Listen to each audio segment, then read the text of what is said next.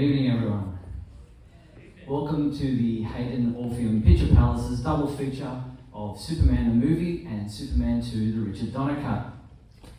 My name is Steve Younis. I run supermanhomepage.com, the #1 Superman fan site in the world. As the promotion for tonight's event announced, 2023 is the 45th anniversary of Superman the movie. Many of you might know that the film premiered in December 1978, so you may be wondering why we're screening the film in April instead of later in December.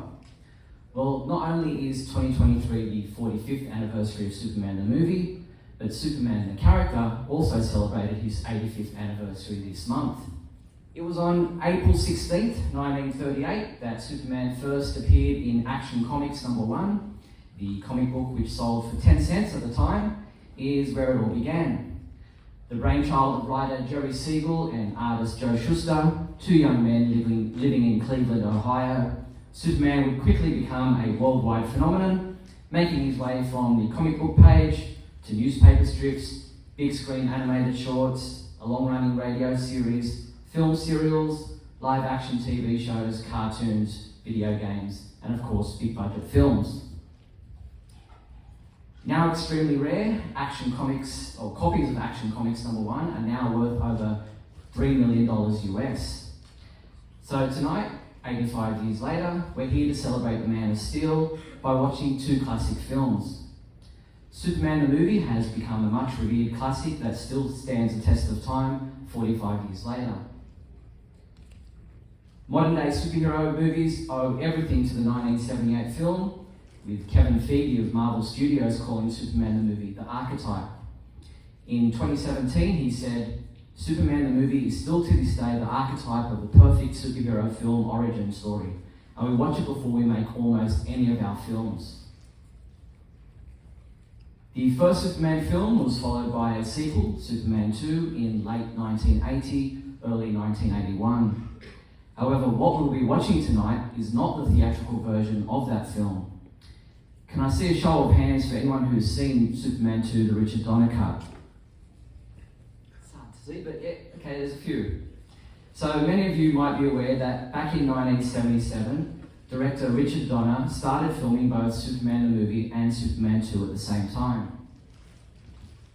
Donner was under a lot of pressure to deliver the first film in time for its December 1978 premiere, so while around 75% of Superman 2 was already in the can, the decision was made to concentrate on finishing the first film and completing the sequel afterwards. Unfortunately for Richard Donner, he was fired by the producers.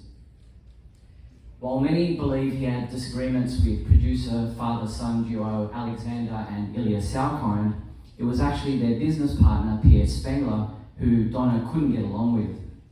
So the Salkinds decided to bring in Richard Lester to take over as director of Superman 2. In order to be recognised as the director, Lester had to reshoot a certain amount of scenes already filmed by Donner, including coming up with an ending for the film, which I'll get to in a second.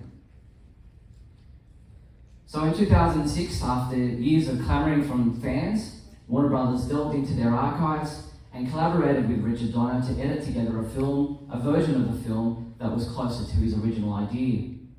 Although incomplete, Donner's version of the film includes many scenes that had been spoken about but never seen, including reinserted footage of Marlon Brando as Jor-El and a sequence involving Lois Lane figuring out Superman's secret identity. Without giving anything away, as you'll see tonight, Donner used his original idea for how to end Superman 2 in his effort to wrap up the first film, hoping to come back later on to figure out an appropriate ending for the sequel, which he never did. So we get a double up of that concept in both films we'll be watching tonight, so keep that in mind. Sharp-eyed viewers will also notice that there's a sequence in the Donner cut that seems unfinished, involving a skinny Christopher Reeve as Clark Kent wearing different glasses. This important sequence in the film was never actually shot. However, it was used during the auditioning process, and so what we see inserted into the movie is that raw, unpolished screen test. So, which is better? Richard Lester's original theatrical cut or Superman 2, the Richard Donner cut? I'll leave that up to you to decide. The fact that we have both versions of the film to enjoy is fantastic, regardless of which one you prefer. While many of us have seen these movies before, over and over again, depending on how old you are, you may never have seen Superman the movie on the big screen. There's also something to be said about watching these films as part of an audience. Either way, you've definitely never seen them on the big screen in 4K Ultra HD quality. So sit back and enjoy the Hayden Orpheum's double feature of Superman the movie and Superman 2, the Richard Donner cut.